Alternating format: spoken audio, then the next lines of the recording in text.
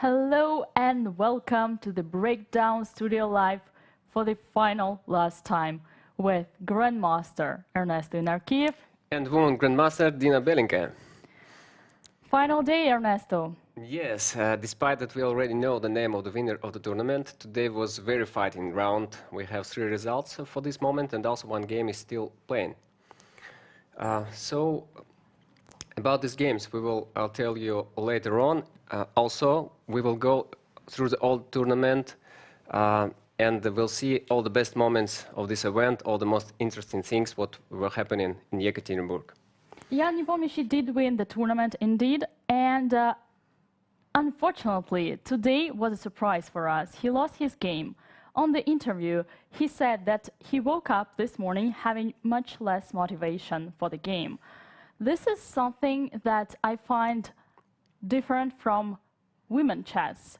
The topic of gender bias is something that still exists in chess, and we are very keen to discuss it today with our legendary guest, Grandmaster Susan Polgar. Hello, Susan.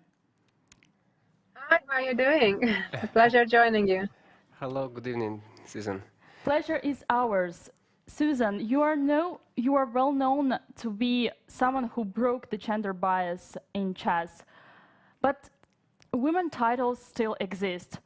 In your opinion, when will be the right moment for chess society, to be able to put away, to cancel these women titles? Well, while most of my competitive career, I was the big pioneer for advocating women playing against men. And in my days, actually, it was not so simple. There were many occasions when I was not allowed to play in men's competition, most famously when I qualified from the Hungarian Championship to the next stage of the World Championship. And in those days, it used to be called the Men's World Championship and was not allowed to play. And because of that incident, eventually FIDE did change the rules. With that said, I think it's still stimulating to the majority of the girls who play chess that there are women titles, because there is a lot more than just trying to become world champion, beating Magnus Carlsen. And I think especially in the last decade, we have seen how many opportunities there are for everybody, men and women in chess, whether doing commentary or teaching or writing books or being an ambassador for the sport. And I think for all those type of promotional activities or teaching activities, having those titles cannot hurt. So I honestly don't see a reason why to rush to eliminate them. I'm looking at it from a bigger pictures perspective today than I was, let's say, 30, 40 years ago when I was playing, and I was only thinking of things as a player's perspective. But chess is a lot more than just a sport for the small group of people who really aim to be a top professional. Chess is a beautiful game that there are millions, hundreds and hundreds of millions enjoy and play. And I think we need to look at the bigger picture of our sport and not just the few dozen or few hundreds who are really, really serious about becoming a world champion. Yes, yeah. Do you think that women could be more competitive than men in chess? Well, I think women definitely have the ability to compete with men on an equal footing, or even potentially be a world champion one day. But of course, it takes similar sacrifices as men do. And to some degree, at least for a certain amount of time, one needs to become almost obsessed about the game and kind of put everything as secondary behind chess. And I find that in general, men have more those tendencies to be obsessed about things. Let it be chess, let it be video games, let it be their careers, whatever we're talking about. And women, in a way, are more grounded and more diverse with their interests in general.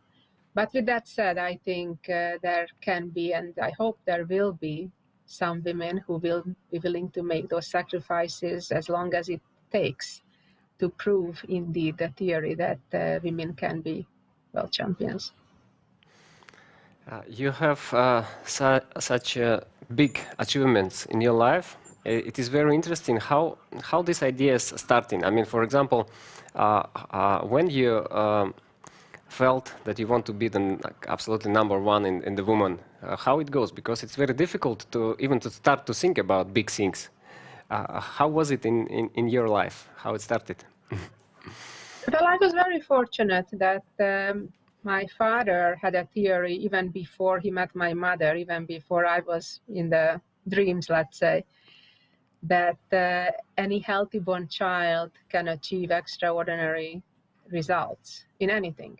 And coincidentally, when I was around 3.5, 4 years old, I found the chess pieces, you know, in a search of something new to do, something fun to do. And while my father was not a serious chess player at all, he only played on a casual level in high school. He was very happy that I found these chess pieces, and he thought, well, maybe this is actually the subject of his experiment to prove that any healthy born child is capable of anything. And it seemed very simple at the time that, well, chess is as objective as possible. You either win or you lose, and it doesn't matter if you're a boy or a girl. It doesn't matter your size, your physical strengths, or all those things. Chess is an equalizer, and to some degree, indeed, it's very true. Of course, we did not anticipate so much. So many challenges, so many difficulties as I had to face in my career. You know, besides the famous stories of the one I just mentioned with the World Championship when I wasn't allowed to play, to the famous 100-point story when they discriminated me by giving all women bonus points except me. But in general, growing up was very hard in the sense that not just within even family or neighbors, they were saying, oh, a girl should not play chess. Chess is not for girls. When later I joined the chess club, you know, it was just a general attitude that girls are inferior. Girls shouldn't play chess. Girls shouldn't play against boys or men. So I had to overcome all of that. So as I said, I was very fortunate that my parents, on the other hand, were very supportive. And despite all of that, they believed in me and they encouraged me and they said, why not? And that kind of became my motto and my mission as a young girl, to prove to all those naysayers, to all those who don't believe that girls can do it. I remember they were saying women can't even reach a master level. When I became a master, even some of my own coaches were doubtful that if I ever can become an international master, yet alone a grandmaster, just because in those days it was practically unseen that a woman, very few became international masters even, and nobody before me made the grandmaster title purely by the norms and the ratings requirements. So just because people have never seen it happen, they believed it's impossible. So I constantly had to fight this stigma. At the same time, I used it as a motivation to show them. And in a way, I'm thankful to all those disbelievers. And it gave me motivation to work harder and to disprove them. And that was kind of the story of my life. Yes, this is not easy way, definitely. How do you think? What is the most important thing? What helped you to go through this way? What is the start of it? Is it your motivation? Is it your desire to prove that they're wrong? Or maybe it's just love in chess. You love chess so much and just didn't listen to others. Well, it's certainly a combination of things. It's obviously the passion for the game. It's the desire to represent my gender and really to show that women are just as capable as men. I mean, today it's a little better, but back especially, we're talking about the 1970s, the 1980s, it was really society really looked down on women's abilities. and they were just smiling. Oh, I'm playing a woman, you know, it's an easy game to come, and that kind of attitude. And it was just all over the place, and not just in chess, obviously. In science is the same.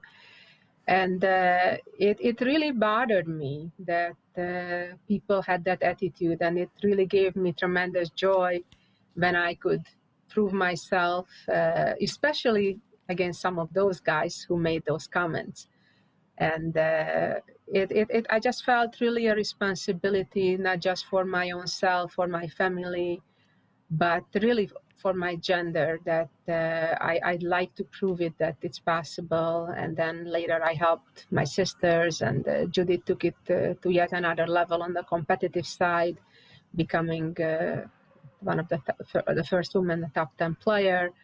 So it really meant a lot to me. I thought as a pioneer, I had some responsibility. For us now, it's not really easy to imagine how was it, because nowadays I think it's quite clear for everybody that women and men can compete on the same level. We saw it as example and meet it in different areas also. But still, coming back to the chess world, how do you see it should be in the future? I mean, that we should not even think about such a topic, but how should looks like the chess world when the man and the woman compete in the same events and play the same tournaments? How it should be? Well, I think women need to be encouraged, and the ones who are ambitious and have the motivation, like I did, and you know, to try to become a world champion, overall world champion, to give them that encouragement, and not say you're not going to make it anyway. Because I can tell you that in chess circles, among many, it's still the attitude that, you know, women just cannot do it. You know, the various comments of the Nigel Shorts and even Garry Kasparov in his days, you know, that women just are physically incapable of becoming world champion. So it's still, I think, among many, the belief, whether they are willing to openly say it or just think it, that it's impossible. And I think FIDE, for example, or national federations, at least on an official level, they need to be more encouraging, even if some individuals are not. Your family is well known for the slogan, "Genius are not born, they are raised." Do you think today a talented kid, a passionate kid who really wants to become a world candidate, world challenger, future world champion, could combine school, university, and professional chess career? I think it's possible. I mean, we can see, for example, even, let's say, Jan Nepomniachtchi, that he's 30 years old, almost 31, and it's now that he's reaching his peak, it seems. So I think even if somebody goes to school and university, for example, our SPICE program here at Webster University, I think was a perfect opportunity for Wesley So to make the next jump. So it's really depends on the individual, and I think to be a really successful chess player, it's not a bad thing to be more knowledgeable about the world, not just chess, and get that education. So I don't think necessarily that it hinders that possibility. Now, coming back to the candidates tournament, do you have some favorite games among this tournament that lasted more than a year? Well, it's certainly a very unique tournament, and the first half of the tournament, it's hard to remember. It was such a long time ago, and I guess I would need to refresh my memory on those. But I was certainly following the second half even more so than the first half, and it's more fresh in my mind. Obviously, the last few days were very dramatic, and everybody was guessing whether anybody will catch Nepo or not. And I think round 12 was pretty crucial when the game started between Wang Hao and Nepo. I was kind of a bit puzzled. Is Nepo just playing for a draw? Who is playing for a win in that Petrov endgame, you know? And they just kept playing and playing and playing. And eventually, Nepo kind of outplayed Wang Hao. And it was pretty fascinating to me, actually, to see Nepo in a more conservative, disciplined style of play. He's more known to be a dynamic player. But he was, I think, very disciplined in this tournament, except the last rounds of, I guess, both the first and second leg. Today he played in his, I guess, own dynamic style, probably without the same motivation as he had yesterday or up to yesterday, given that he already became the challenger and there wasn't as much at stake as in the earlier parts of the tournament. But I mean, I think we saw a lot of interesting fights, and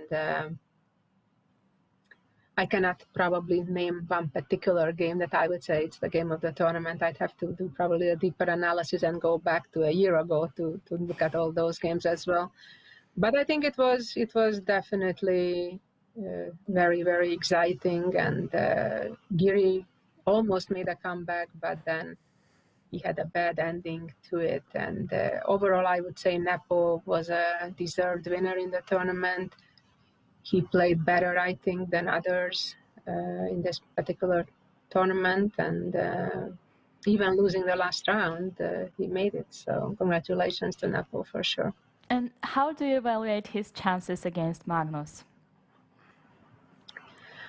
Well, that's a great question. I think it will be a very fascinating match, because it will be a match between two clashing styles in general, and maybe to some degree personalities. And I think the fact that of all people, Nepomniachtchi does not have that fear factor that so many others have playing Magnus will definitely be helpful for him. He has a plus score, in fact, against Magnus, which very few can say, I think, if any, at least in the past 10 years, let's say. And so I think that's huge, because we all know that when we're afraid of our opponent, that can certainly hinder our ability of being objective and finding the right moves. So I think that will be really, really interesting. I think it will be a bit similar to when Kasparov was playing Kramnik, for example, when there were clashing styles, and Kramnik was successful in getting the games, especially on those famous Berlin endgames, for example, to a more calm type of game that suited his style better, versus Kasparov was hoping for more dynamic games. So I think it will be really interesting to see who will be more successful getting the other one out of their comfort zone. And if they don't succeed, how will they handle being out of their comfort zone and still doing reasonably well? So I think we definitely are in for a treat. And I think the chess world will greatly enjoy the clash of those two different styles. And of course, they know each other very well. They are the same age, grew up playing numerous World Youth Championships and all that. And I think perhaps Magnus will be also motivated in a way, because he has something to prove against an opponent who always have been difficult for him. With that said, I would say Magnus is still the slight favorite, maybe like 55 to 45, something like that. Yes, talking about the styles of the players, what do you think the main in Nepomniachtchi style? What is his main thing? Main strength. Well, I think even though today's game, for example, did not work out, he didn't find the right path to continue around move 14 or so, and lost. But in general, I think he's very dangerous for anybody, including Magnus, in dynamic play. But as this candidates tournament has shown, he can play more positional chess as well, quite well, like the way he outplayed Wang Hao or others.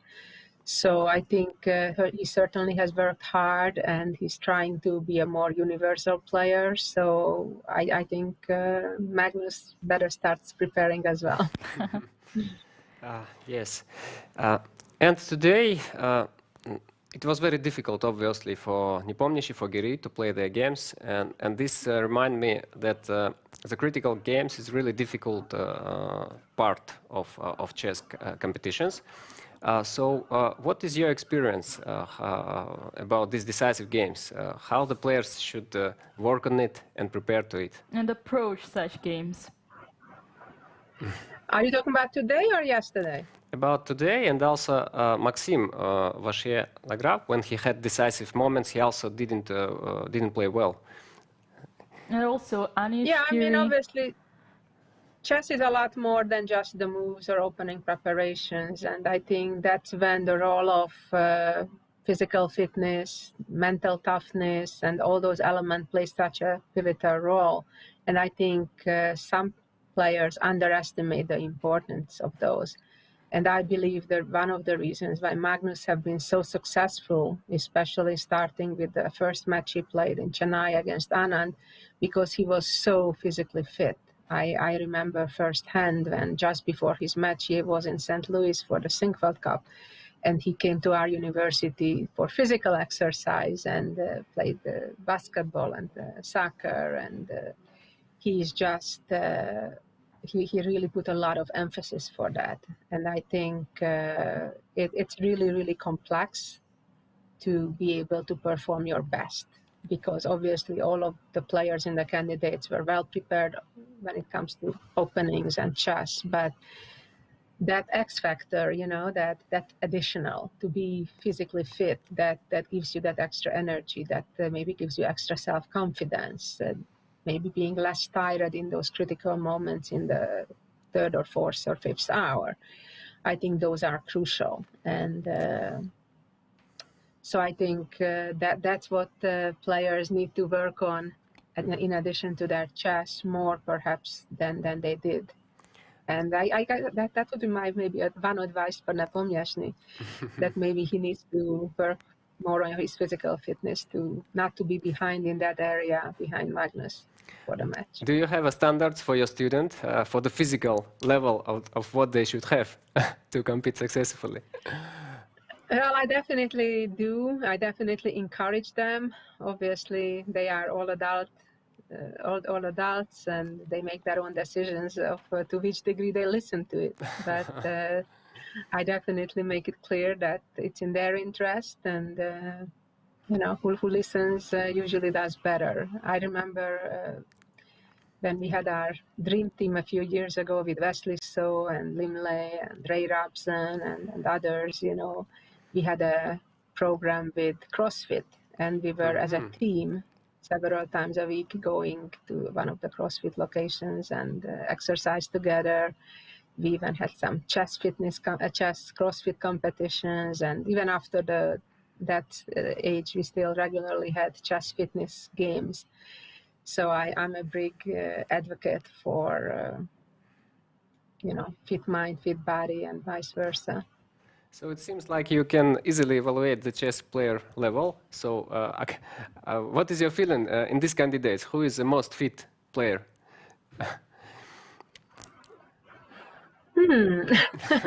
Well, I wasn't there, so I'm not so sure. I haven't seen the guys really firsthand in a while. I think Fabi and Giri are definitely in good shape. I'm probably less familiar with some of the others in what shape they are nowadays. But based on the pictures, let's say, they seem to be in good shape.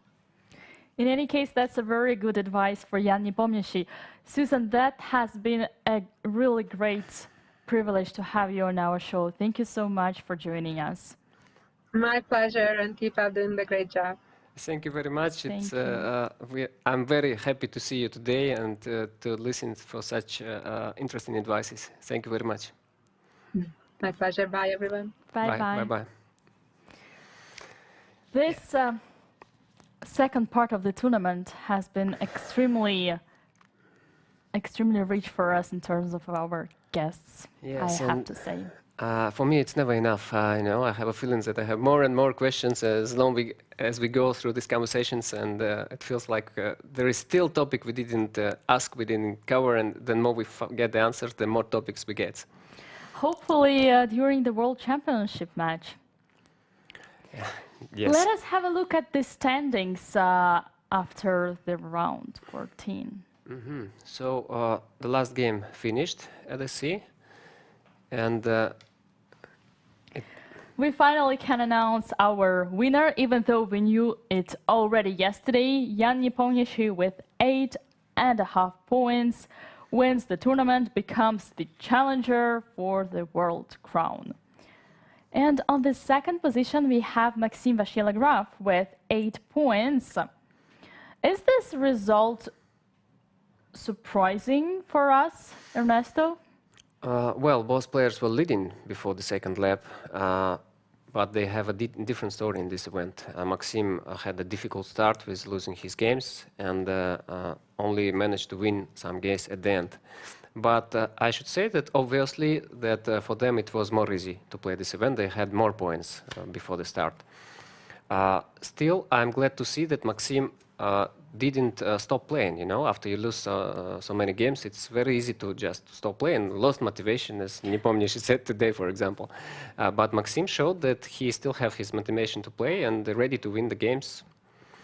So this is I think very good for Maxime to finish it this tournament like this. Yeah, definitely it shows that he's a true fighter, and as you mentioned, unlike Jan Nepomniachtchi, he didn't lose motivation. What about Giri? Did he lose his motivation?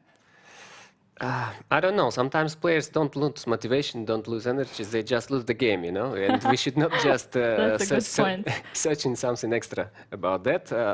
I should remind you that we have 8 best players in the world. So any of them can beat any of them. And this is also what we should not forget. Yeah, this is also a very right thing. You mentioned Ding Liren, who beat Jan Nepomniachtchi today, is well known to be a killer when he plays with white, and this is what happened today. So there is also a chance that it wasn't just Jan who didn't have enough will to fight. It could be even like any of them can beat anyone, just as you mentioned it.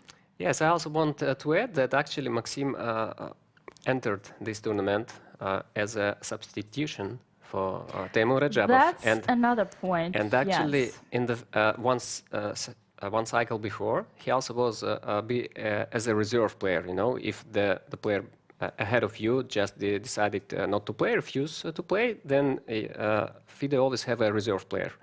And we should mention that now he's reserve player for the World Championship match. So he once again on this position. So number 2 is not just number 2. This is also a reserve player. Yeah, I'm wondering what could happen so that the reserve place would be the right place. Yeah, I hope nothing. Okay, so on the third position, there is 2 players. There are 2 players, right? We have Anish Giri, who finally ends up being on the 3rd spot with 7.5, but sharing with Fabiano Caruana, also 7.5. Yes, on the 5th position we have Ding Liren, and I also should mention that he won all last 3 games. Yeah, that is insane. He has played a completely another tournament this time. Yes, it was very difficult for him to play the first lap of this tournament. Mainly, I think, because he have to spend in quarantine altogether 4 weeks, I think. 2 weeks before the event. This is what he mentions in his interview, by the way. But the second 2 weeks were after the tournament, so let's say they didn't actually matter. But yeah, the first quarantine was pretty traumatic for him. I think you should tell this to Ding Liren, that this is actually not matter.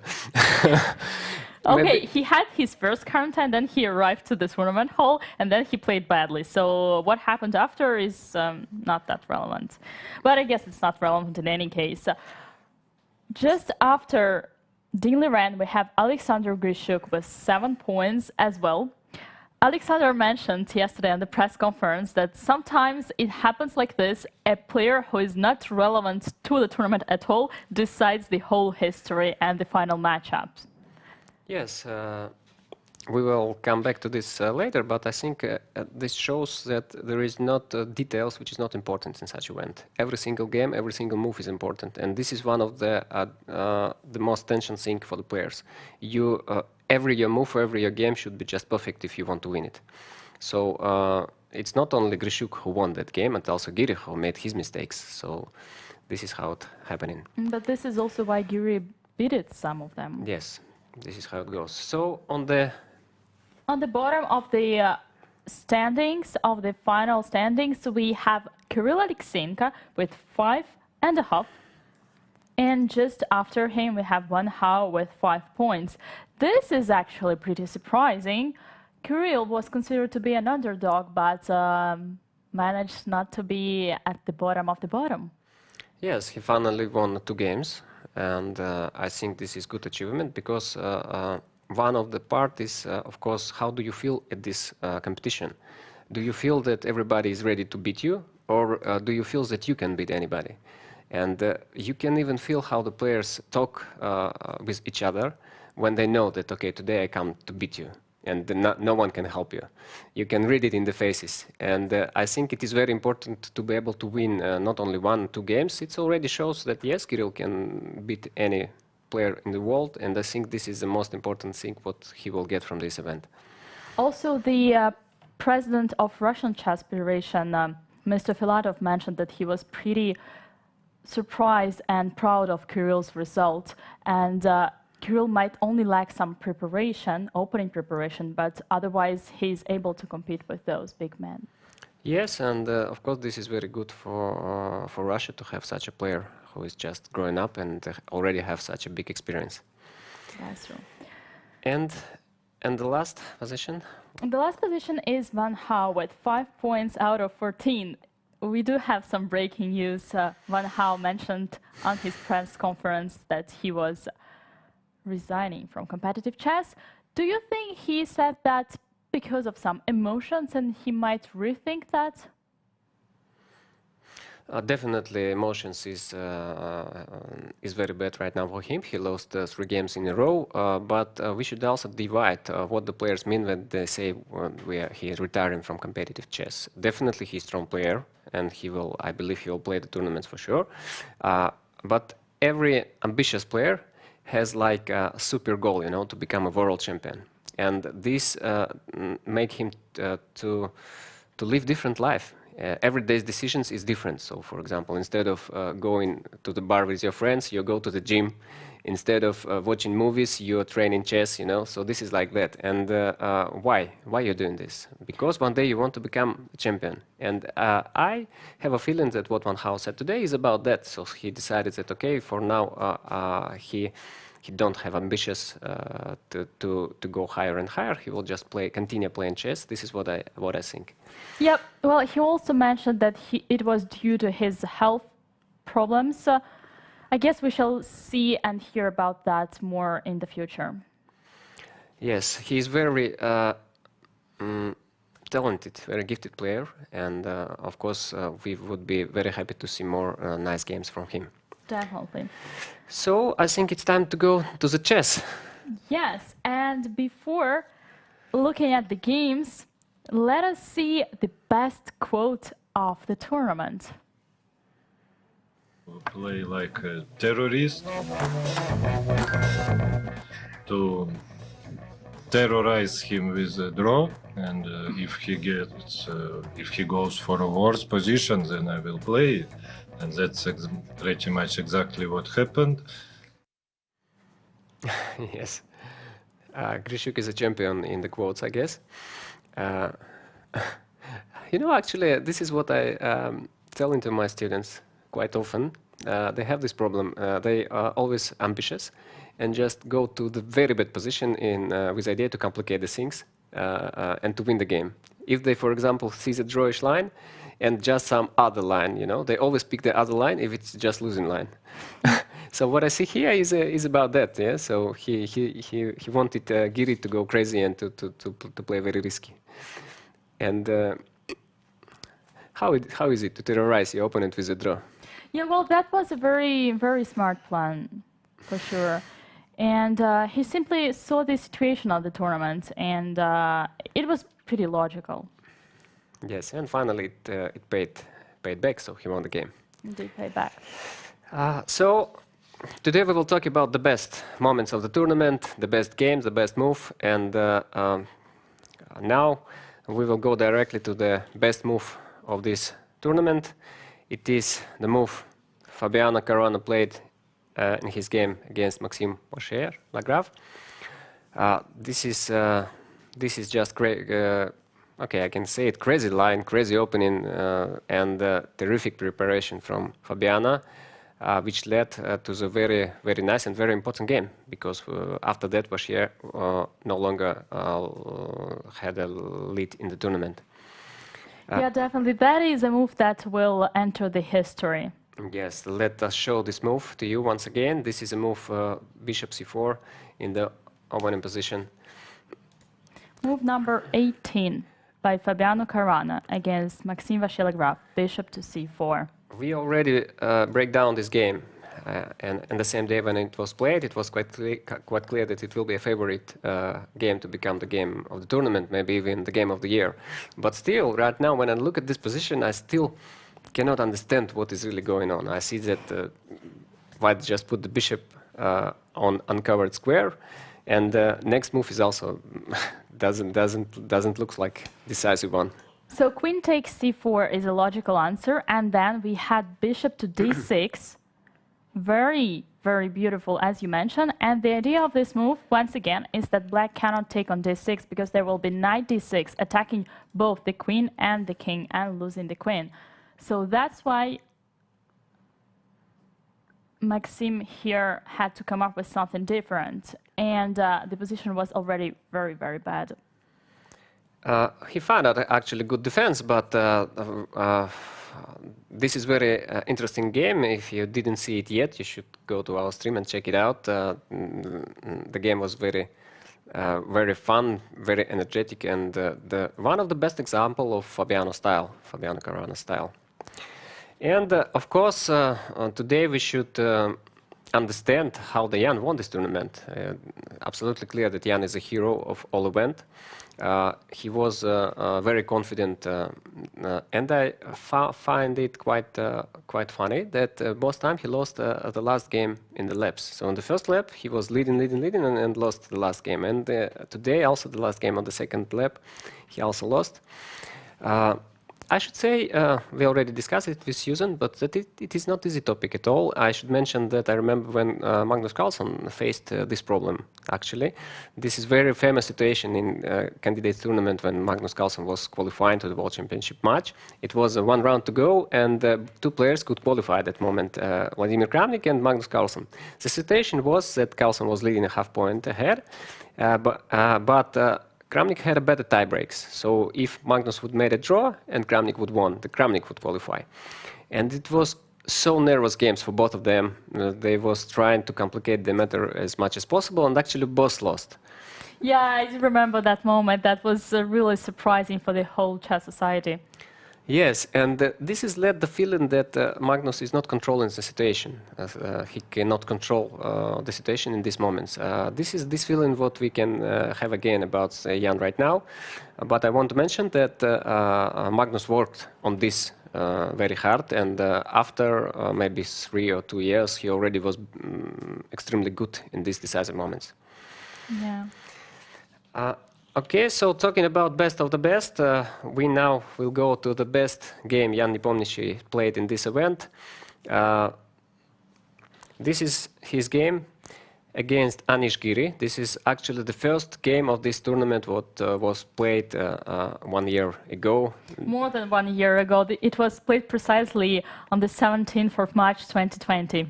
Yes, and as we already know now, this game was extremely important for all the part of the event. So this was very strong preparation by Anish Giri. And talking about Jan's style, how can you describe his style actually? Well, he is well known to be a really fast player, sometimes a little bit too fast, spontaneous or emotional. But in any case, this is something that frightens his opponents, and this is why he might be a pretty tough opponent for Magnus. Yes, I should mention that Magnus sometimes named the players, some players, he's named too slow, too weak about some. This is not definitely, he can't This say is it. definitely the opposite. Yes, yes. His speed is really unusual for the player of such level. And Jan is very quick. Also he is very strong in calculation. His calculations usually very precise, and I think the main strength of Jan is his intuition. He can feel where the pieces should be, and this is more dynamic intuition. So he feels how the position will go further. And this makes his style extremely unpleasant because you just cannot control him. If the game started to be very dynamic and sharp, Jan always find the way how to make it work. His fantasy is just so high and unbelievable, and I believe this is one of the reasons that he outplayed Magnus in the few games in which they met, because it's just very difficult to control things when it goes like that. But also I want to mention that this is, let's say, a well-known thing about Jan. But going through his games he played here in this tournament, we can see that his technique is right now is very good because he converted very teeny advantages against Wang Hao. He did it twice, and also he showed that he can control the game from the beginning. And this is, I think, quite new for his style. And this make he's more universe player. He can play now different style, and this is what we can get from this event. Yeah, and as his coach mentioned to us yesterday, he has been working very hard on his weaknesses for many, many years. And even before the whole candidate tournament started, together they already considered Jan Nepomniachtchi as being a very decent future challenger. Yes, okay, so let's see what happened in that game. Giri chose English opening. I should say that Jan at that moment played mostly Grunfeld defense, and this is quite of move order which White usually play when they want to avoid the Grunfeld defense. So you try to make it unpleasant for the black opponent. Still, the line which Jan chose in that game he already played, so it wasn't a big surprise for Giri. And Giri prepared very interesting novelty. What we see here, c4 pawn is better than e6 pawn, and White is trying to use this fact to put the pieces on the better, more active position. So right now, after knight d to b5, White have ideas to put the knight to d6, maybe bishop f4, and using these weak spots in the black's position. The problem of such a play that now black have a development advantage. Queen and two knights already developed. The bishop can come to c5. So this is very dynamic line. And it is well known that after a long theoretical lines, it usually finishes in a draw. This is the reputation of this line, but also there were many games, even on a top level, when some of the players just simply couldn't recall what was in his notes and couldn't find the right way over the board. So this is very sharp and dynamic line, very difficult to play for both, for White and for Black. Knight e5, this is still the main moves. This is how Black defend these squares. We see that the knight stopping the bishop from f4 to control c7 and d6, and also knight g4 is a move with attack. f2 is hanging, so White need to waste the tempo to defend the f2 square. e3, a6, h3. This is all were played before. A takes b5, knight takes c4, and the real novelty comes here. Rook c1. This is a new move, which was never played before this game. At the beginning, it looks like not logical, because after d5, we can see that Black already have an extra pawn, and also seems like the only weak spot in the Black position is the knight on c4, but it's protected with 2 pawns, b5 and d5. So at the first glance, it doesn't make sense to play this line. But this was very deep preparation from Anish. b3, bishop b4 is generally main move. B takes. So all these moves is more or less forced, and it is surprising. Is Jan played it over the board, or it was? Did he come up Yeah, or it was his preparation also. I think it was played over the board, especially considering how players spend their time. So the point of this line is this this exchange sacrifice. So this before we went to this position, actually, computer is very happy for black. Before next Giri move, computer says that black is better already, so it looks like make no sense. But suddenly, this sacrifice, this exchange sacrifice, changed the situation completely. This is a very good example of when the computer doesn't understand much, at least at the very small depth. Yes. So, Dina, what do you think about this position? I mean, what is the main thing you should say? I really admire this King F1 move. Shows the whole idea and the dominance of white's bishops over black rook. Also, this really nice idea of making the artificial castle, I find it pretty interesting. And I guess the question is, where should black castle, or should he castle at all? Maybe he would like to go to King F7 as well. And one more thing I can add about this position is that for now it is more closed, I would say. So also not enough for the rook to actually prove its importance. Yes, this is all important details which you mentioned, but first time when I saw this position, I saw that this is just completely mess. I had no idea what is going on here. Yes, we can easily calculate that black has an extra exchange and the pawn, but that's all what we can see. Computer actually said this position is just unclear, so white have enough compensation, and usually it's a very bad sign for the player who have a rook, because when you have material advantage, computers are very greedy for that. They are usually happy in any circumstances. Yeah, I guess it's for any material advantage, whenever it's a rook or a piece or an exchange or a pawn, it's always the same story. If computer doesn't give much, it's a bad sign. Yes.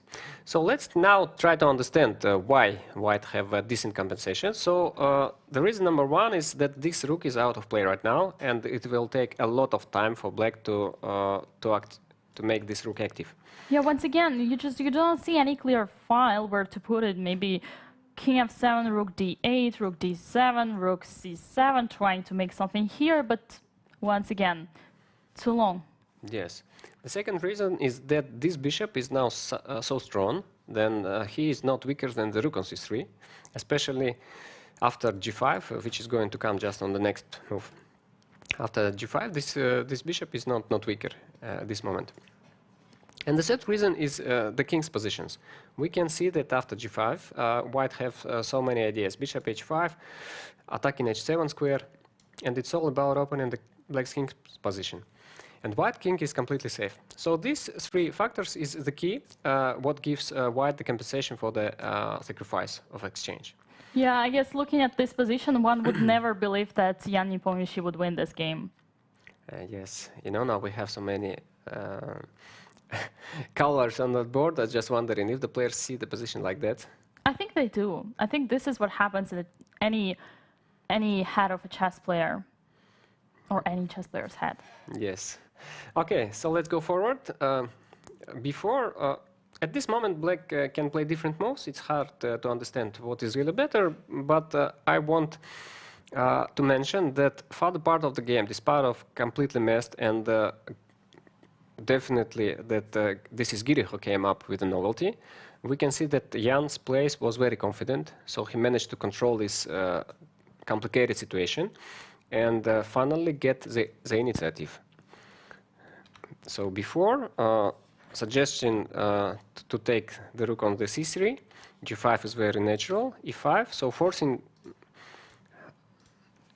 to take the bishop, bishop takes c3, so now bishop is attacked, so it's forcing for white to take, bishop takes.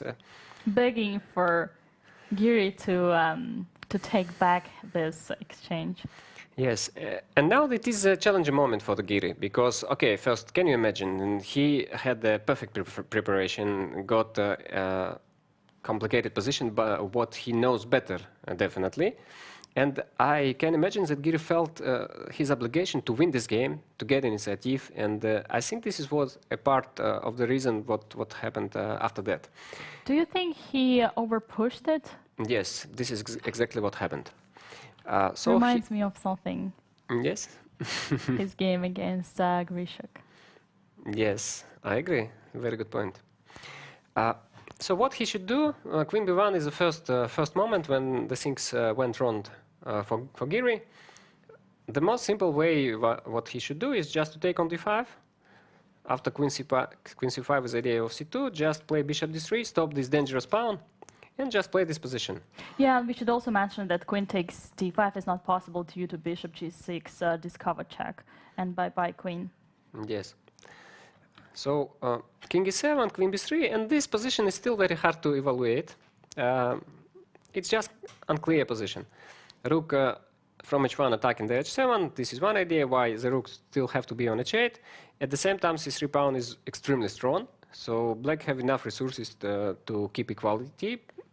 At the same time, white also have nothing to worry about. So if Giri would choose this line, it will be just complex game with unclear outcome. So he decided to play Queen B1, what looked logical because he attacked H7 immediately. But we can see that generally on B1 Queen is not that good as he could be. It is more active on D1 indeed. Yes, D1 or B3. Queen D3 and B5. I guess it's the move of the game, or one of the moves of the game. Yeah, pretty beautiful one. Your pawn D5 is attacked. You can take on C4, and you just do not care. You put one more pawn under attack, and you basically say, yes, you can try it. And you will see what happens after. Yeah, this is smart decision, especially that B7 pawn can be weak later on. So Jan just eliminate his potential weakness. B5, Queen takes C3, B takes C4. For the further moves, the game was unclear, more or less. And the critical moment came later on. So the players changed a lot of pawns, and it looks like the game should finish in a draw, more or less soon. But instead, Giri decided to sacrifice the queen, and it was the first moment when the things Started to collapse. become dangerous. It's not collapsing yet, but it's already dangerous. Before that, it was just unclear, but now it's already can be dangerous. And the second moment, what was wrong for Giri is this moment. So what we can see here, black have extra queen, but generally rook and bishop is enough to make a draw, especially when all the main pawns are on the same flank. Yes, there is a big chance for whites to make a fortress here, but one thing that actually worries me is the fact that black has this extra pawn on the king side, and this could potentially give him an opportunity to create a pass pawn, which would be dangerous for white. But at the same time, white also has his own pass pawn on a2. So at first glance, it looks like draw is close, but unfortunately for Giri, he didn't manage to make one. Frankly speaking, when I first time saw this position, I was thinking that this is white who should play for the win, and this is my weak point, I should mention, that I always like pieces more than the queen. I don't know why, and generally this can be so. If this pawn could go forward, this would be very dangerous for black. But the queen is such a strong piece when there is no other pieces on the board that queen can play on the both flanks, on the king side, on the queen side, and it's very hard to manage all these pieces when you have rook and bishop to play on the both flanks. You can maneuver all your pieces to the one side or all your pieces to the other side, but you cannot do it as quick as the queen do. So after h5, this was a key moment. If Giri wanted to keep it under control, he should just kept his rook on the fourth rank, and then it will be very difficult for Jan to break through because rook control everything, and nothing is going to happen. Yeah, so the pawn h would not be able to move because h4 would simply be met by rook takes h4. Ernesto, my question would go for f5 and f4 idea, or e4. Imagine you keep the rook somewhere like rook a4.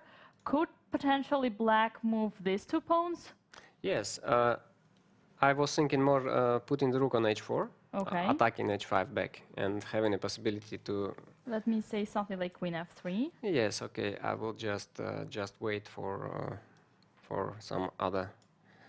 Okay, so if I move, yeah, let me try with f5. Yes, it's time to move my pawn also. Now you become ambitious. Yes. Right. So what I want to do generally, I'm ready to change my a pawn for the h pawn or for the f pawn, for any pawns, and it will be just enough. Okay, you just want to exchange everything. I see that. I cannot play e4 because you will play Exactly. rook f4. What if I try f4 myself? Okay, I think I can take. I don't see Go why not. ahead. Okay, And something does dangerous this is give me happening. something? Your rook is kind of Yes, this is. isolated, but I guess you can just... Are you ready to coach my pawn after a5?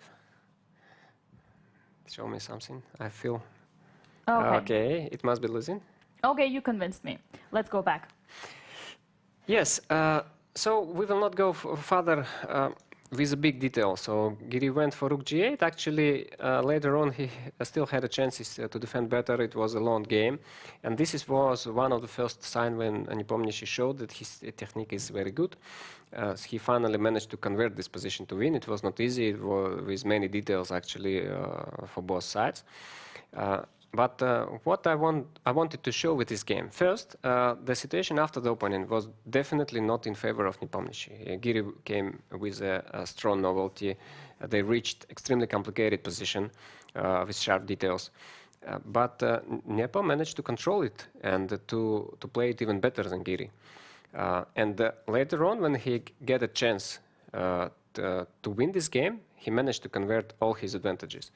So I think this shows his style for now very good. So he good in both, in complicated positions with unclear, unbalanced situations, but also he's ready to play technique endgames to slowly convert his advantages using all possibilities to make it as most difficult for the opponent as possible. Yeah, so he's actually combining both styles, which could be simply explained by having a universal style.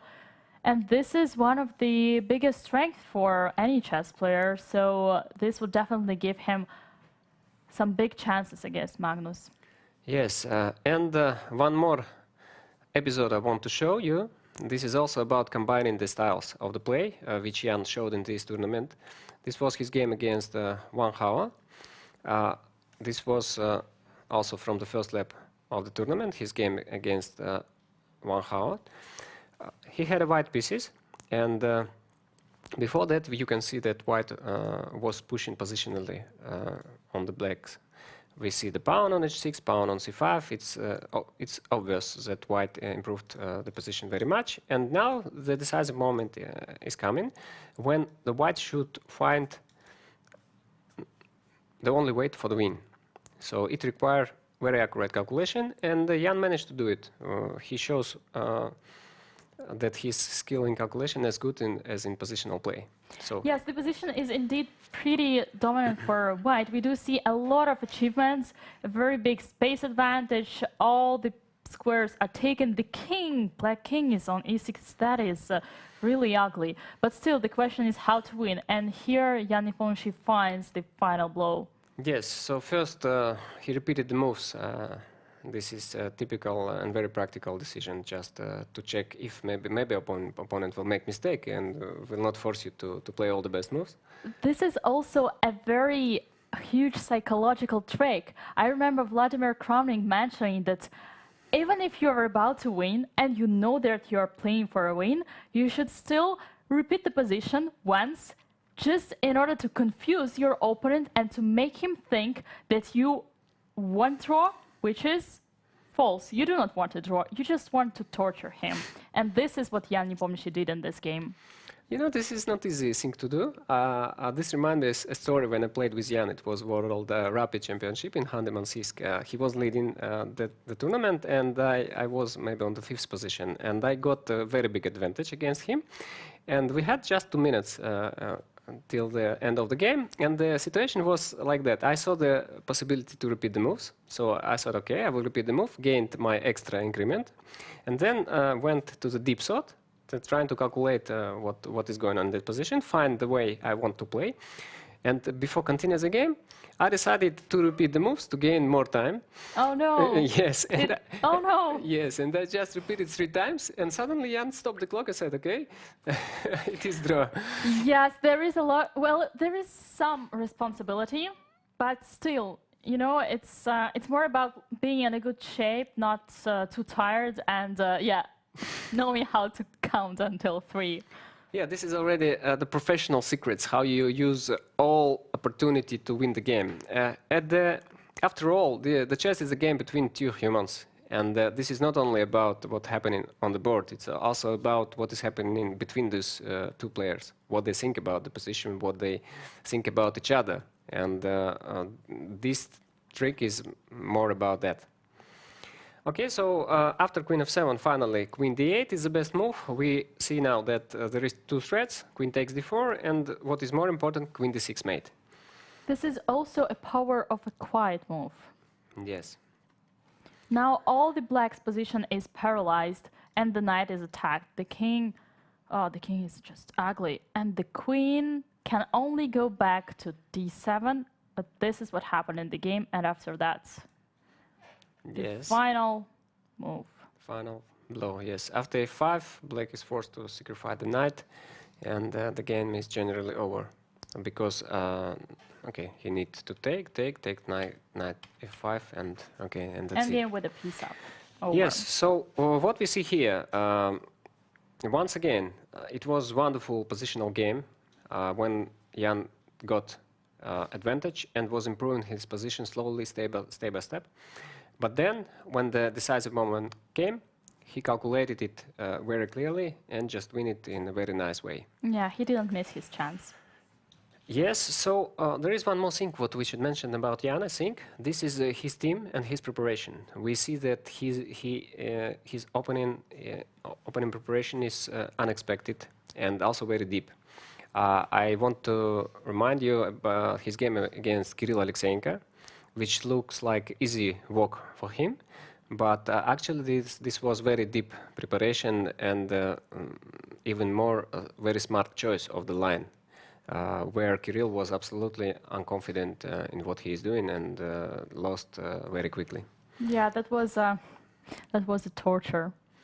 Yeah, so it all sounds like really difficult for Magnus. The player, opponent who have a good opening preparation, who is good in positional play, who is good in calculation, and also who is playing very, very fast.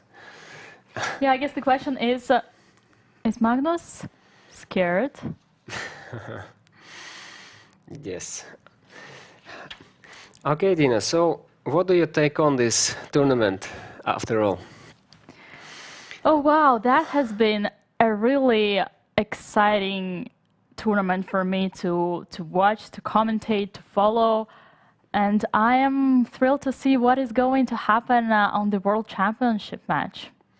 Yes, I think we should thank all the players who compete for us. The second lap of this event was extremely fighting. We have so much results and the games which was played till the very, very end.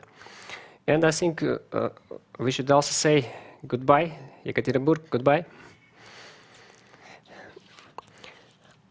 So it is time for It is time to say goodbye. We shall see Jan Nepomniachtchi competing with Magnus Carlsen in Dubai in this November-December on the World Championship match.